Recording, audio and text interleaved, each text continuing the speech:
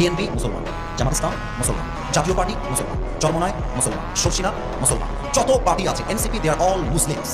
বাংলাদেশে প্রত্যেকটা দলের নেতা হচ্ছে সাচ্চা মুসলমান, আমার মুসলমান। Now this question to everybody, those who are here and those who are listening my lecture right now, যারা আমাকে শুনছেন সবার কাছে আমার প্রশ্ন, বিএনপি যদি মুসলমান হয়, জামাত ইসলাম যদি মুসলমান হয়, জাতীয় পার্টি যদি মুসলমান হয়, এনসিপি যদি মুসলমান হয়, চরমনায় যদি মুসলমান হয়, তাহলে আগামী সংসদ, আগামী পার্লামেন্ট কোরআন দিয়ে চলবে না কেন? আমাদের দাবি জামাত ইসলাম হিসেবে নয়, আমি কোন পলিটিক্যাল পার্টির সাথে I am not connected with any political party in Bangladesh. I am just talking about on this matter as a citizen of Bangladesh. আমি নাগরিক হিসেবে বলছি, আমাদের প্রাণের দাবি আগামী পার্লামেন্টে প্রত্যেকটা আইন পাস হবে আল্লাহর কোরআন দিয়ে বলার ভাড়া আমার। A few moments later.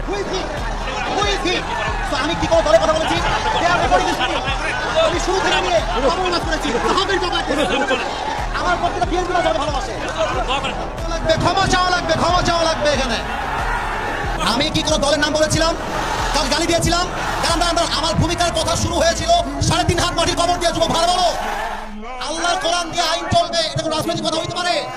এটা মুসলমানদের কলিজার দাবি। আগামী সংসদ চলবে কোরআন দিয়ে। যেই প্রমাণপত্র তোমরা একটু থাকবে যুবক ভালো। তোমরা আমার সাথে থাকবে তো ইনশাআল্লাহ? আমার পক্ষে আছো তো ইনশাআল্লাহ?